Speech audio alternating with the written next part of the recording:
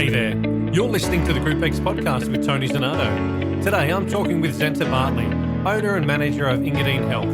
We chat about Zenta's journey into the fitness industry, purchasing the centre, swim school, COVID concerns and remodelling, challenges recruiting instructors, and all things GROUPEX.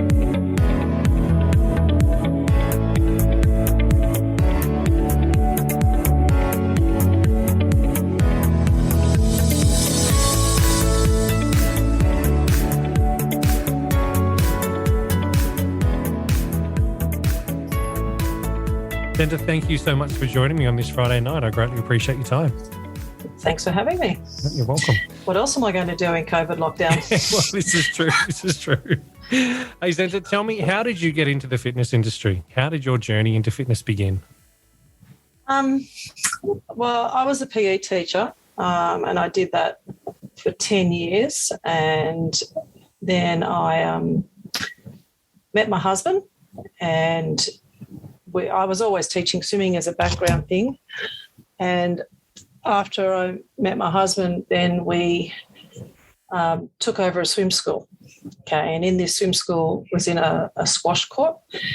And a few years passed and one child, we bought into the squash court. There were 5 parts and we bought 1 part. And then eventually we bought all of the owners out.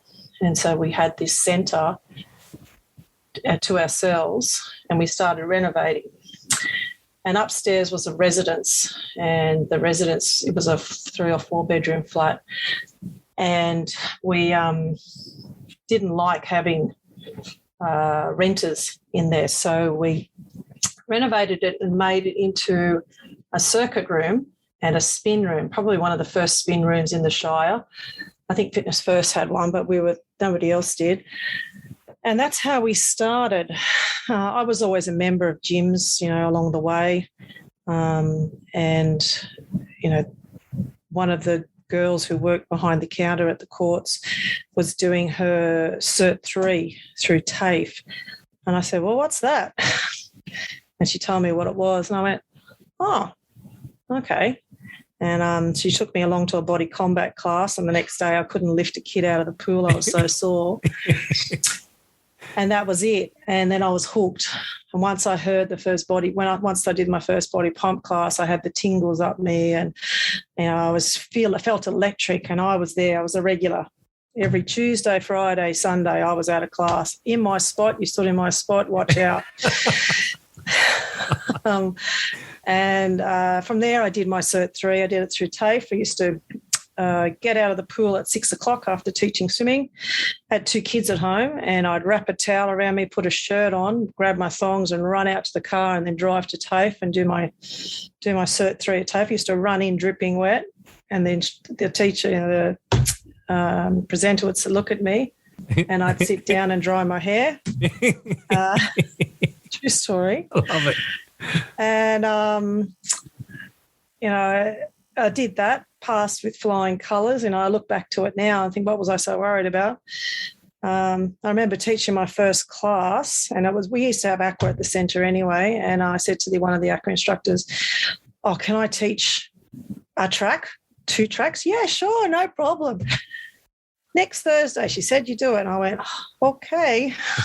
And then, so I prepared all week for 3 tracks, and I remember the night before I could hardly sleep, and I woke up at 4 a.m. and I got up at 5:30 and did a 6 a.m. aqua class down at Sutherland, the local leisure centre, and then worked all day, and nearly when we had to teach, I nearly vomited. Yep. When I put that microphone on. And now, you're hard-pressed to keep me at the back of a room if I'm just participating. I'm normally to shuffle my way to the front, which is what most instructors do. Yeah. And that's how we started. How long ago was this? How many years back was this that you... Oh, Toby's 20 now. That's my second. And he was 2 when I handed in an assignment to TAFE with his scribbles all over it. I remember handing in the assignment and there was scribbles all over it, and I just shook my head and walked away. So 18 years ago, we started the gym and built it up from nothing, and we knew nothing. we knew nothing about running a gym. Made lots of mistakes along the way, learnt from those mistakes and just pick yourself up, keep going. Brilliant. So the first thing that was really there was swim school. For us, swim school, yeah. I've always taught swimming since I was 10 or 12. And when we first started teaching swim school there, we were teaching 3 afternoons a week for 2 hours. And I used to go to teach school during the day and then come back and teach swimming in the afternoon. And so we had about... Same pool, same position where you are now? Exactly the same. Exactly the same. Wow. The pool has been renovated. We've, like most places, most rooms in the centre, we've gutted them and redone them. But yeah, so we had about 60 kids over those 3 days, and slowly we extended to all the 5 afternoons and all the 5 mornings and Saturday morning. And then people now ask me, Sunday morning. I'll go, no way. No, I don't teach on Sunday morning. I have that one off. That's my day. Yeah, good on you. So yeah, the background is that Donald and I both swam as kids. He was very good. I just liked it, and I've always taught swimming, and so our reputation is built up from that because we have a lot of experience in that, and now we have about. I was trying to work it out the other day, probably about 30 or 40 kids of kids coming to us. Awesome. So I've always said that when the grandkids or the kids that we taught to swim start arriving, I'm out of there. That's it, I'm done. How many more years have you got now then? The swim school's been there. We've been running swim school for about 25 years now. Okay. So, and he's Don teaching as well, or is it just you teaching swim school? Oh, no, it's both of us. Both of you. We both still teach 3 sessions a week. We'd both prefer to do only 2, but we do 3. Sometimes I'm up to 7 or 8 a week. Just depends on instructor configurations. And probably like most gyms and most swim schools post-COVID, we all struggle with instructors at the moment. It's very difficult to get it, but everybody wants swimming lessons. So we're very busy, or we were, till about 5 weeks ago. Yeah. How are you coping with it all at the moment? How is COVID in your centre? I mean, obviously we're in lockdown at the moment. You're obviously feeling the challenge like everybody is at the moment? Yes, challenge is a good word. We first couple of weeks were okay because I was doing outdoor boot camps, and then we weren't allowed to do that anymore. I was running 12 of them a week just by myself, and I liked it. I liked being outside again teaching. But I think the week after that, Gladys said, no, you can't do that. Then I had a down week, pretty depressed week. And that's when I think I made a lot of cakes and ate a lot of cakes. Yep. Family loved you then. The family loved you. Yeah. But then what I found, like in the last lockdown too, I found the same thing. When I had a down week, I had to pick myself back up again. I normally go up to the centre and put on some pump music or put on some spin music and do my own class to myself. And I find that once I exercise, I feel better. And then I might set myself a goal of what I want to do. And you know that this lockdown, we are redoing our spin room. So we've stripped it, painted it, and sound panels are now just starting going up. Awesome. And that's a big job to make those sound panels. And, lucky you did all the research for that for me. But we're now putting it together. And when it's just the 2 of you up there, it takes a long time to do things.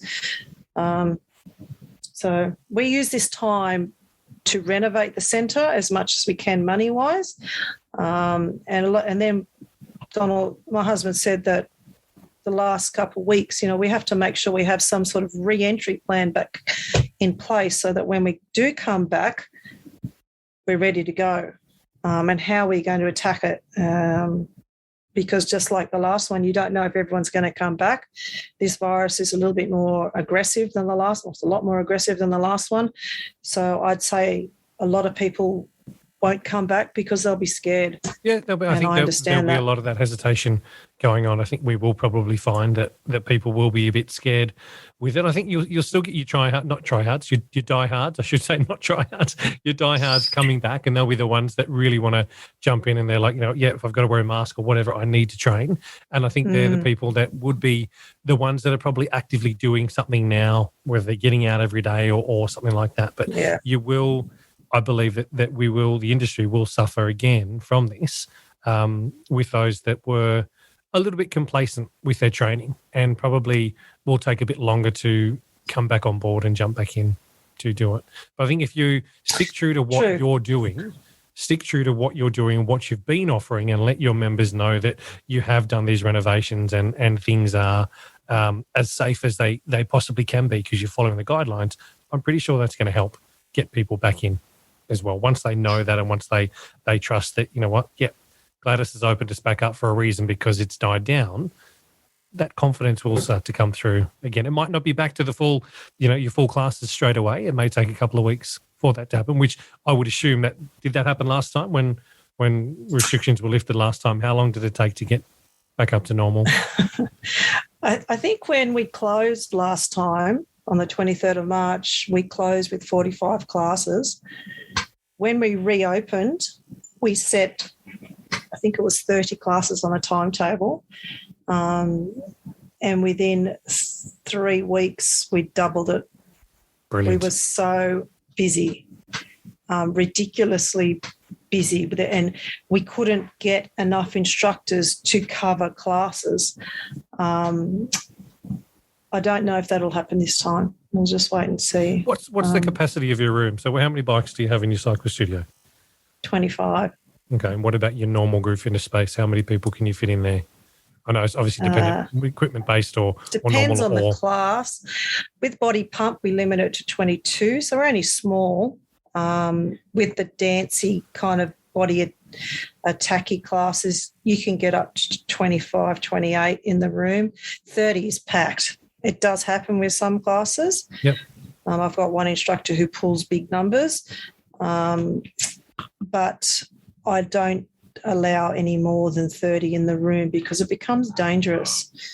And any class where they're lying on the floor, a body balance, I limit it to 22. That's the numbers I normally have. Yeah. So after lockdown last time, were you getting full classes? Were you getting packed classes and wait lists of people? Absolutely. Yeah. And I had people then put their memberships on hold because they couldn't get into classes. Wow. Which for me was, yay, I was so happy. They weren't. But then they soon realised that I think every gym in the area was busy. But what we specialise in is group fitness at our centre. We don't have PTs out on the floor. Our specialty is squash. We still have a fairly strong squash group fitness and swim school. They're our specialties. So I don't do PTs. I don't run boot camps. That's how we've grown. Now, you've sort of mentioned that you don't think that people will come back due to the restrictions and due to this variant of the virus that's coming out. If you've done it before, why do you think that it wouldn't happen again? Yeah, you come out of lockdown last time. You didn't know what to expect because it was so new. Yeah, no one knew what was going to happen once things are reopened then, and you got to full classes. What makes you think that might not happen again? Is it just the virus, or is it? I think the virus and the fact that a lot of people are not vaccinated. Okay. Yep. And we also have a fairly strong seniors following. As most people will tell you, if you have seniors following in your club, they are there every single day. And if they're not there, people are ringing them up saying, "Where are you, Mary?" They're diligent, always there. The aqua ladies are always there.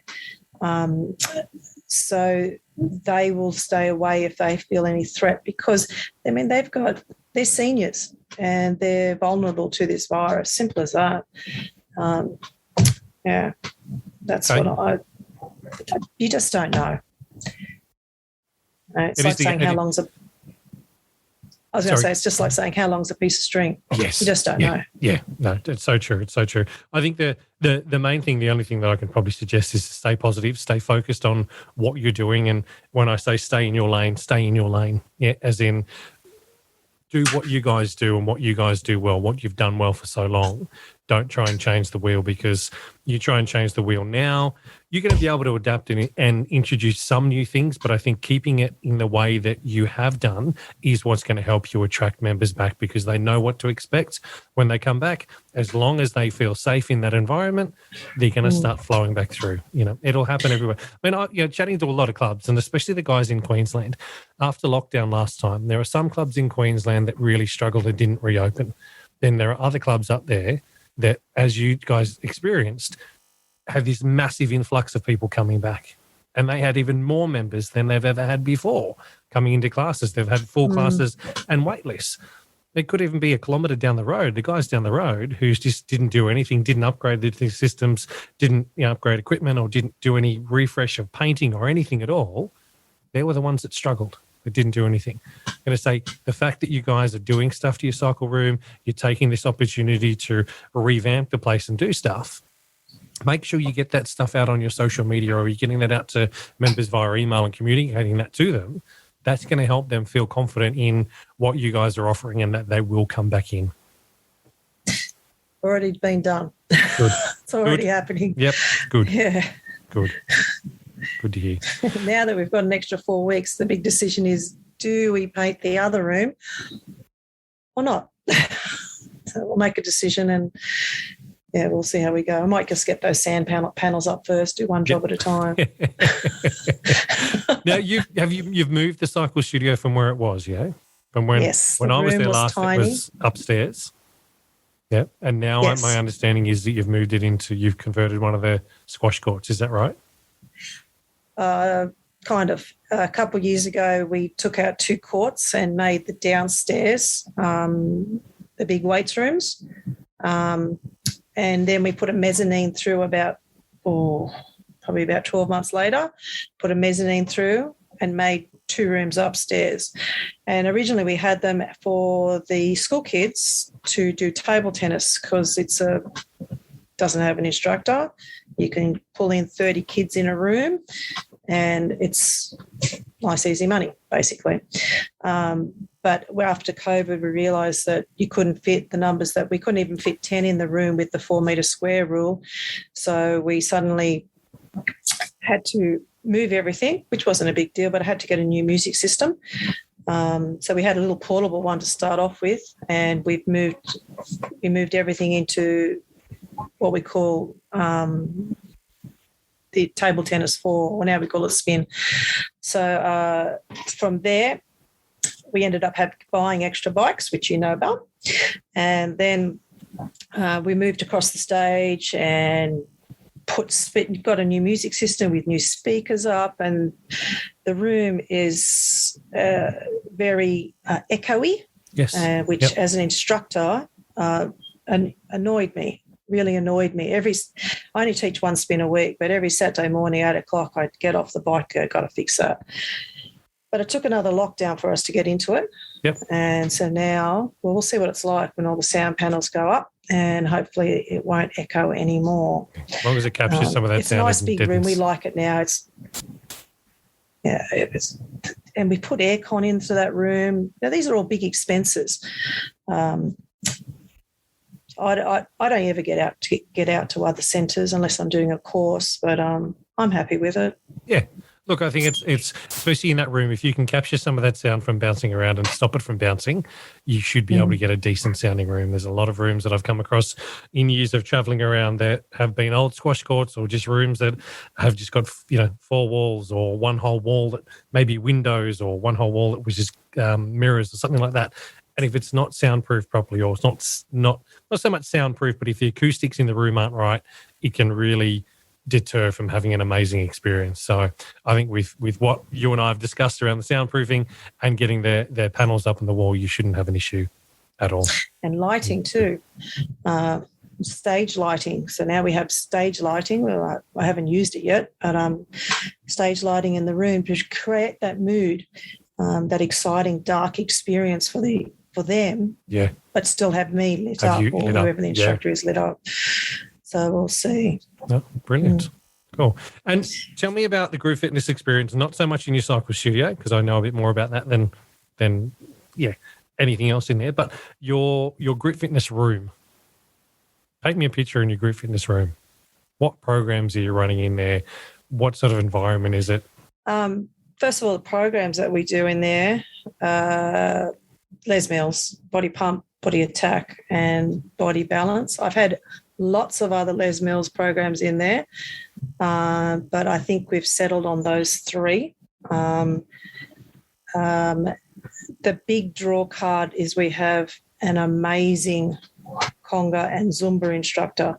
She's an ex-ballroom dancer, and she pulls the people in because, man, she can move. Brilliant. Like, I'm a Zumba instructor too, but I don't move like that. Yeah. And she's happy and smiley and friendly and all the rest. You know, I'm the gym owner. I go in and teach and go out. Yeah. I have my favourite program is balance. That by far is the best one for me because it just allows me to de-stress from my life, as most balance instructors will tell you. The other things we do, of course, we do boxing. We do a band class. We call it Resist. So like a booty band class. We do the HIIT type classes, the freestyle ones. And we have TRX, but that's in the other room. So, okay. Yep. That's it. So what's the environment like? It's been so long since I've seen the timetable. I have no idea what was on it anymore. What's the environment like? What's the environment like? So when you walk in there, what if I was to walk in there, I've never been in your centre before, how would you paint a picture on what people would expect to see when they walk in there? And I'm not talking about pictures on the wall. I'm talking about if you were trying to explain to someone that we rang up and said, hey, I want to come and do Group X, but tell me about your studio. What? Okay, so can you describe it? Sell our place. I sell our place as you don't have to wear your best Lorna Janes. Okay, it's a family-friendly place, and it really is family-friendly because I've taught a lot of the mums who come to the gym, I've taught most of their kids to swim. So it is really family orientated. I know them, I know their husband, I know their kids, and then 10 years down the track, a person comes in and I'll go, I know you. And she goes, yeah, you taught me to swim. So the swim school has created this almost little sort of micro community in our centre. And that makes it a very friendly thing. The girls are, and it is mainly girls, there are a few guys who are members here at our centre, but the girls are good friends with each other. They hang out not just at the gym but outside of the gym. Their kids go to school with each other, and so it's almost intertwined. So it's a friendly environment, I would say, and rather than something you should be scared about. And I remember one gym member in particular who was petrified of coming in. I knew her. Anyway, she came in and she was a nervous wreck and didn't know what she was doing.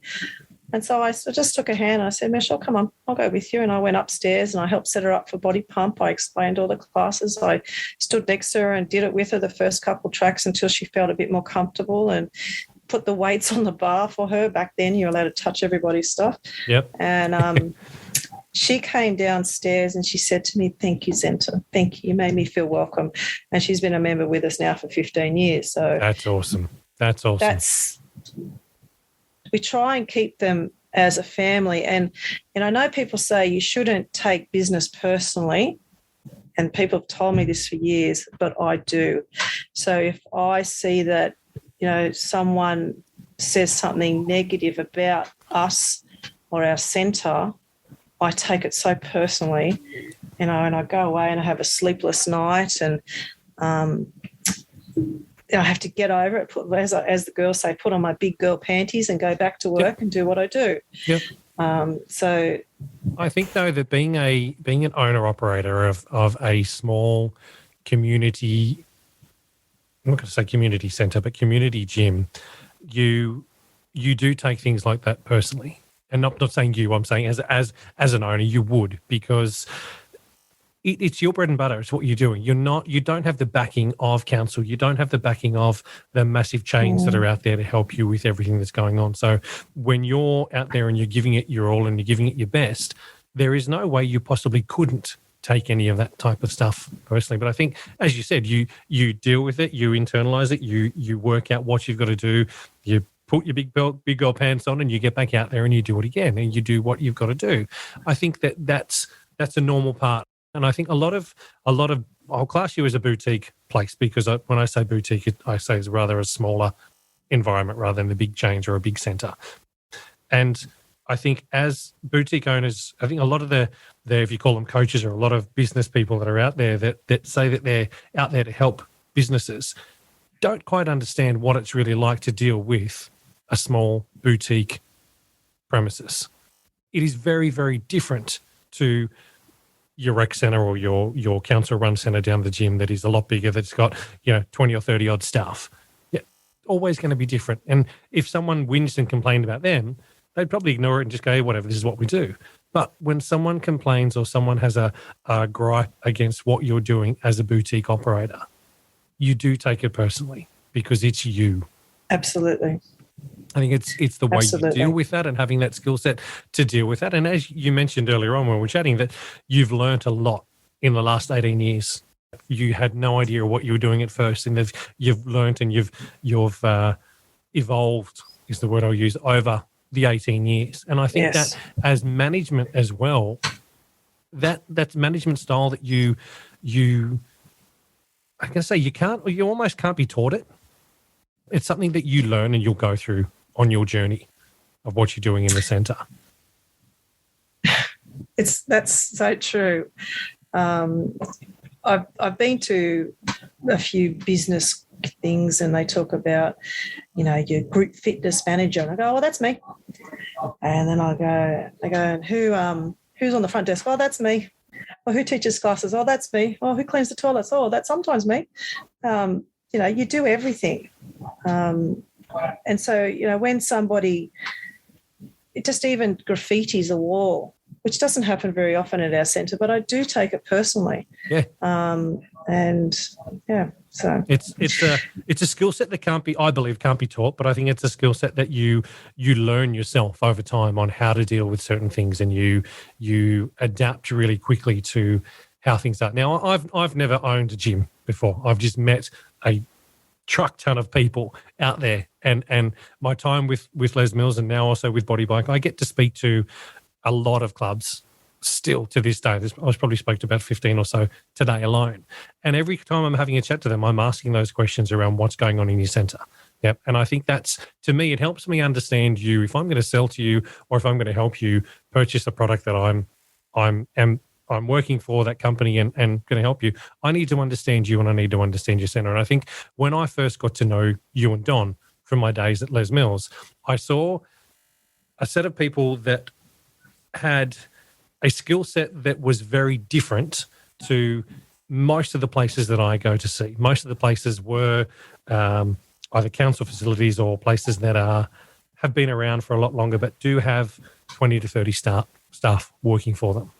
When I met you and Don, I think it was you, Don, and the lovely girl on reception, had an amazing smile. I can't remember her name. Yes.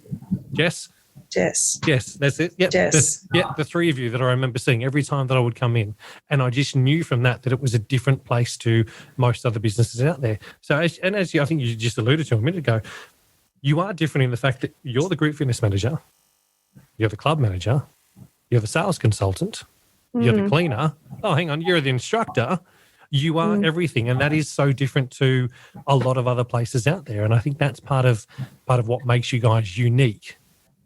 So what I'm going to try and say to you right now is, don't compare yourself to the guys down the road, because you're not. Well, we actually make money unlike down the road. So that's number one difference. Hey, look, a lot of council facilities are just run for because they've got to, yeah, they've got to do it. But no, I think it's that very much the I think a lot of small business owners try and do what the big boxes do. You can't. You are so different in that way. So you've got to stick to, as I said before, you stay in your lane and do what you guys do really well. Your members are going to come back no matter what. I put money on that straight away. I went for a walk yesterday around the streets of Engadine, and which is where the gym is, and I had to stop 4 or 5 times because people, hi Zenta, how are you? How you going? And have to say the same story over and over and over again. And so the walk, instead of being an hour, was like an hour and a half because I just kept getting stopped by people. And even tonight, I came home and in the letterbox was a big bar of chocolate. And I went, what's that? And I picked it out and there's a little note. It doesn't say who it's from. And it says, hi, Zenta, and every single member of my family. Hope you're doing well. Stay positive. We'll see you soon. I'm going, who's this from? So I don't know who it's from. I'll have to investigate that one later. You know what? You I'm just going to say this. You have no issues in getting your members back. And it's because if you didn't have members that gave a shit, if you didn't have members that cared about what you guys offered and cared about being that place, that wouldn't have happened. And I guarantee you there's probably just one that's actually had the time and an effort to actually stop by and do that. Knows where you live and gone, yeah, cool, I'm going to do this. You guys don't have an issue with getting members back in. You might struggle for the first week or two, but seriously, if you've got that environment going there, because so many people don't have that, I'll use it, culture in their place, you've got it. Who does that? Let's just ask listeners out there, how many places would actually have that happen? Do you reckon a rec centre would? Do you reckon a council centre would? No chance. What are they going to drop past the Lord Mayor's place and, I'm just going to drop in this piece of chocolate? No chance. That wouldn't happen. What you have created, what you and Don have created is amazing. Thank you. It's someone who knows us very well because it's dark chocolate. So. Definitely someone that's been in the gym. Definitely someone that's coming back for sure. Yeah. Yeah. That's brilliant. That's brilliant. Yeah. So anyway. tell me a bit, if you can, about challenges you've faced, not so much with COVID. We'll push COVID out of the side. Let's pretend that COVID never happened. Let's pretend the last 2 years didn't happen. Wouldn't that be lovely? But some challenges you've experienced over the 18 years and what you've done to sort of overcome them. So whether it was competition in the area, whether it was losing instructors and trying to find new ones, whatever it may be, is there something that you guys overcame that was huge that you can share how it happened and maybe share that story with us? Yes. Well, I don't know if people listening all over Australia, Engadine is one of the last suburbs in Sydney, down the very southern end. And so we're right on the outskirts of the city. And for one, it's hard to get instructors because people don't want to go to Engadine because they think it's the end of the earth. It's actually a fantastic place to live. But many, many years ago, when we first started and we were doing quite well, and council had just opened up Engadine Leisure Centre down the road. There was always a pool there, but they made a gym. And so I had instructors who worked for me and also worked for council. And one of their instructors was asked to stay back and teach a second class after their normal class. And he said, oh, no, I can't do that. I've got to go down the road and teach for me, as in at my centre. And so council suddenly did not appreciate, I suppose, or didn't see, how do I put it? As an instructor, I think I've never taught anywhere else, ever. I would like to have the experience to go and teach at other centres just to see how different places run and the different feel. I've never experienced the different feels of other centres anyway. So what council decided was that they didn't like this instructor not being available to them at the drop of a hat because he was committed to me. So then suddenly I had a court case on my hands, or more so the instructors had a court case on their hands, and they were all being made to sign contracts and they weren't allowed to teach, first of all, within a 5K radius of any of the council centres, and the council has 3 centres in our shire, which cut out a lot of gyms. And if they weren't going to commit to only teaching for the leisure centre exclusively, then the council was going to fire them. So there were about 10 gyms, including the Fitness First, and a Good Life, that were affected by this. Eventually, they got the council to change. It all went to court, and the council eventually made it a 1K radius of any of their centres. And so they're in their instructor clauses now, they're still not allowed to teach within a 1K radius of any of the 3 centres. Now, the only gym it affects is me. So we're 800 metres as the crow flies from Engadine Leisure Centre. Oh. And so any instructors who teach there can't teach for me, and they can teach anywhere else. Mind you, the YMCA is right next door to the Caringbah Leisure Centre, and they turn a blind eye to that one because Caringbah Leisure Centre doesn't have group fitness, it only has the pool. So the only place it affects is me.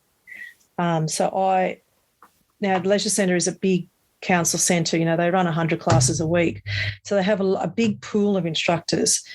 And me being the end of the line basically in Sydney, I find it very difficult to get instructors.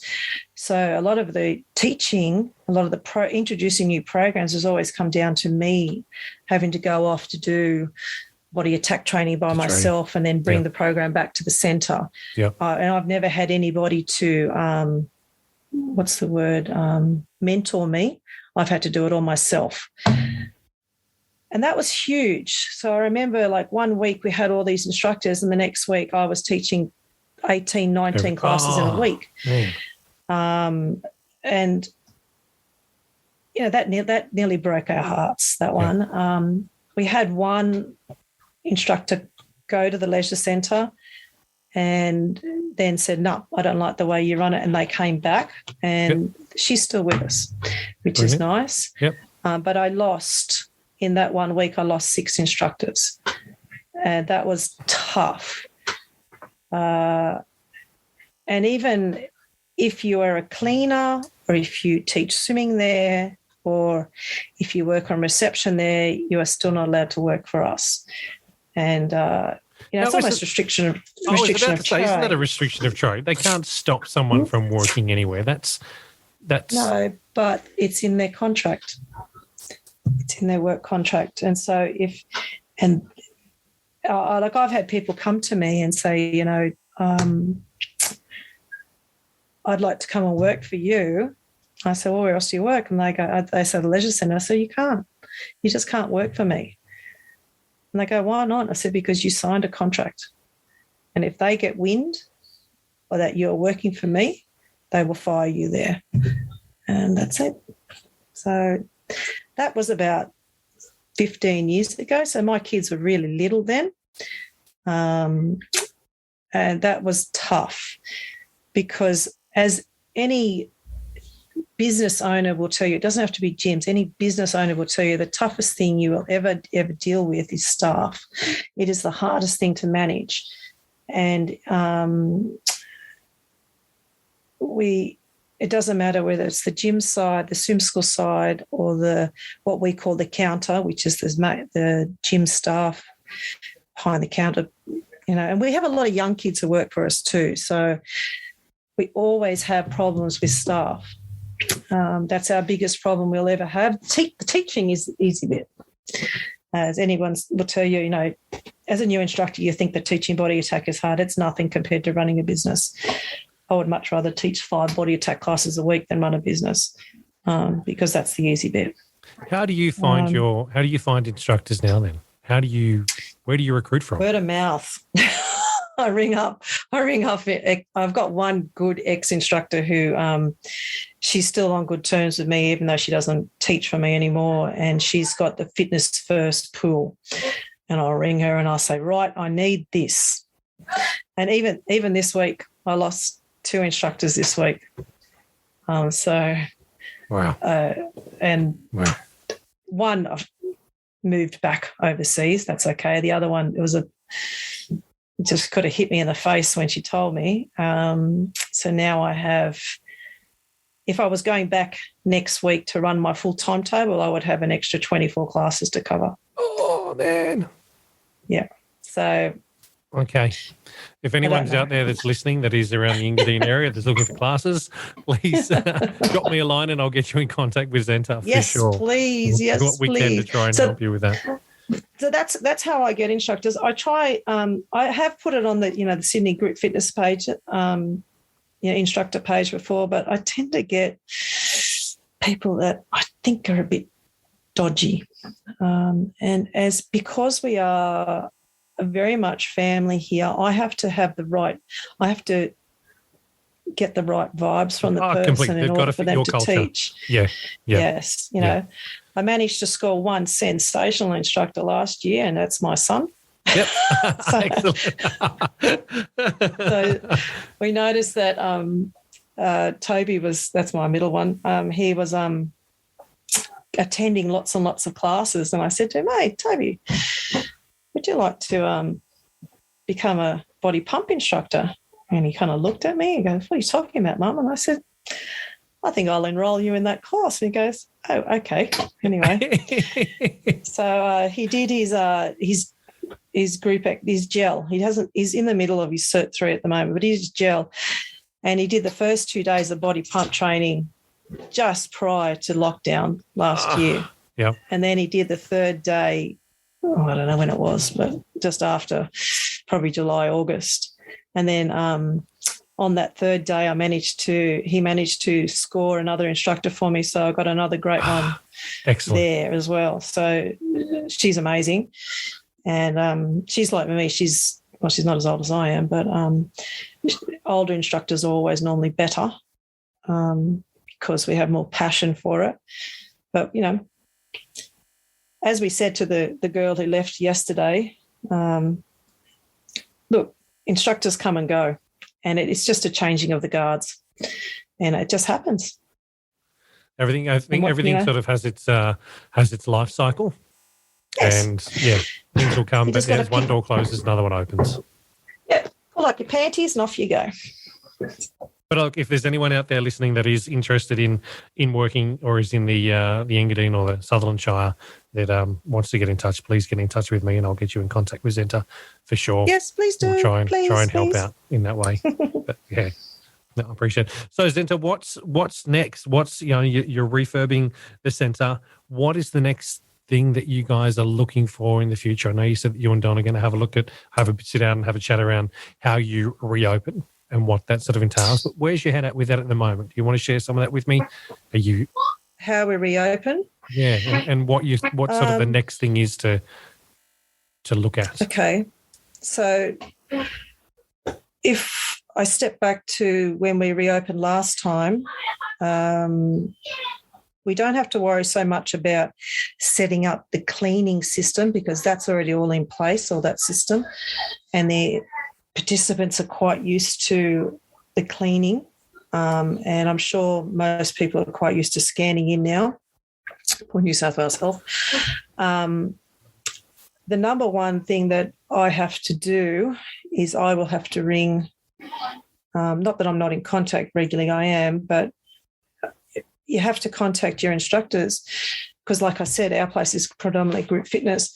I have to contact them and say, hey, are you still keen to teach? Because I know last time I had quite a few of them say, I don't want to teach nights anymore because suddenly they were so used to being at home at, say, at 6:30 in the afternoon or 5:30 in the afternoon that they decided that they didn't want to do that.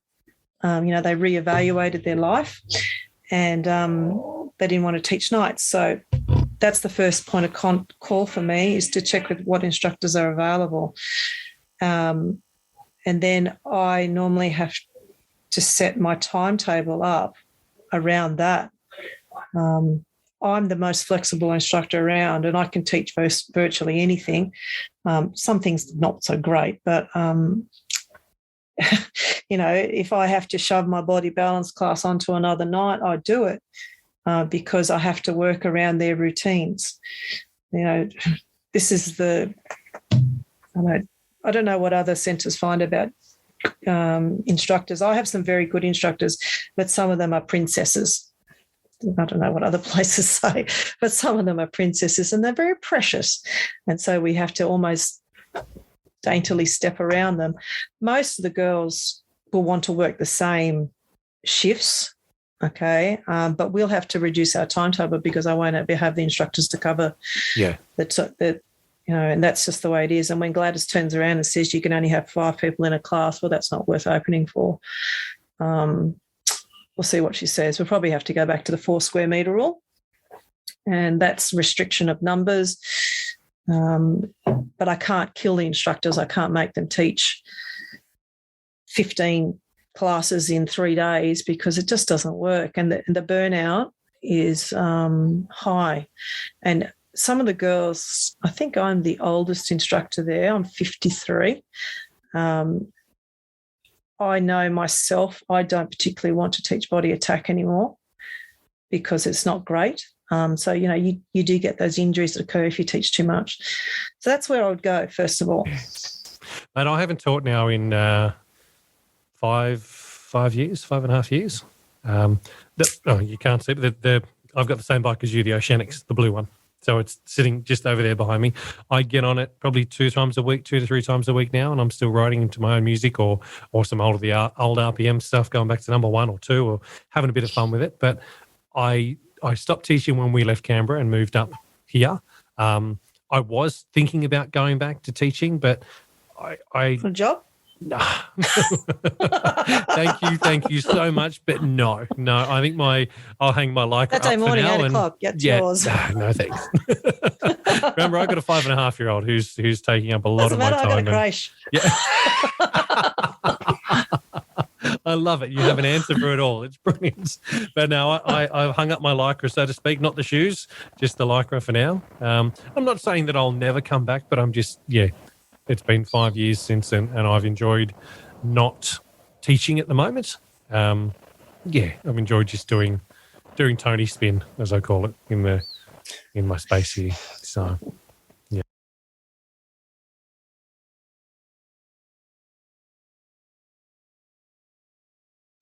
Where are you sourcing your music from these days? Where are you sourcing your cycle tracks? I do a lot of power music stuff for spin, revolution. Yep.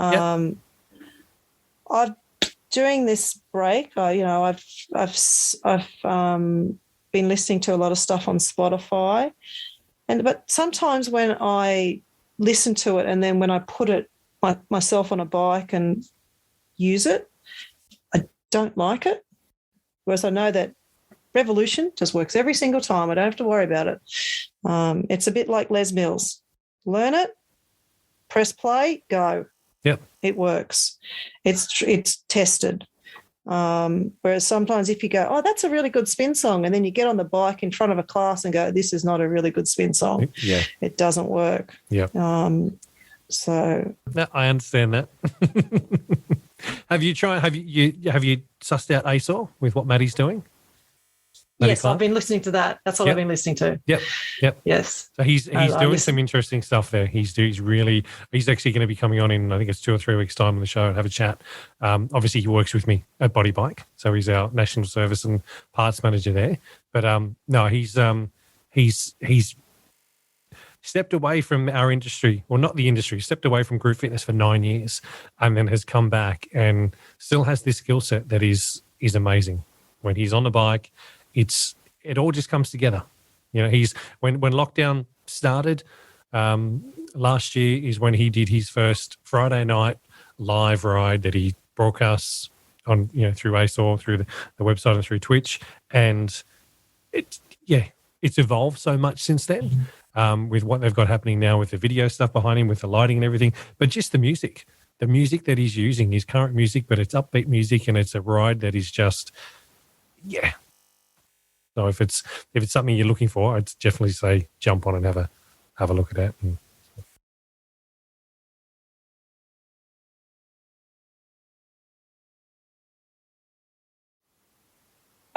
So when you asked me to do this, I started thinking, I was listening to the other podcast that you'd put up, and I thought, okay, how would I answer that question? And, I started thinking about what we'd done.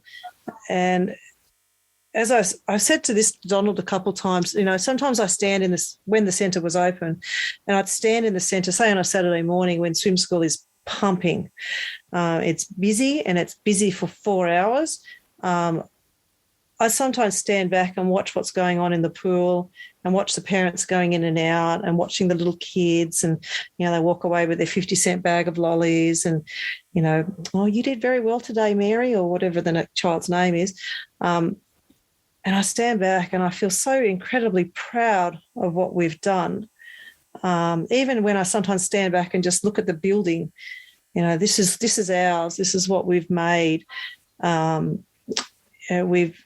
Because every single room in that whole centre has been renovated except for probably the storage room out the back. Group fitness has taken us a long way in our lives. It's taught me a hell of a lot about myself, and I'm sure it will still in the future. But, group fitness has made me a more confident person. I'm very shy. Probably most people don't see that, but I am. I'm quite shy.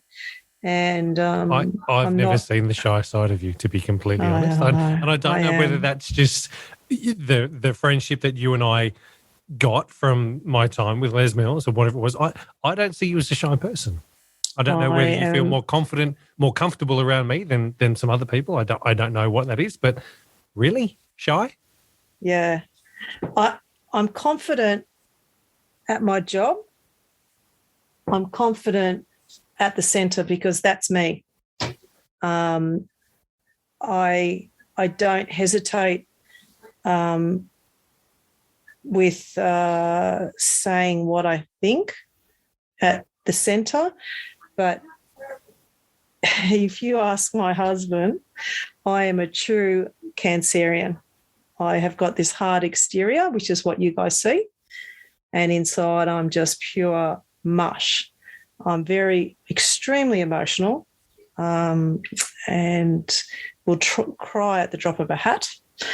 But teaching group fitness has taught me to believe in myself and to be tougher.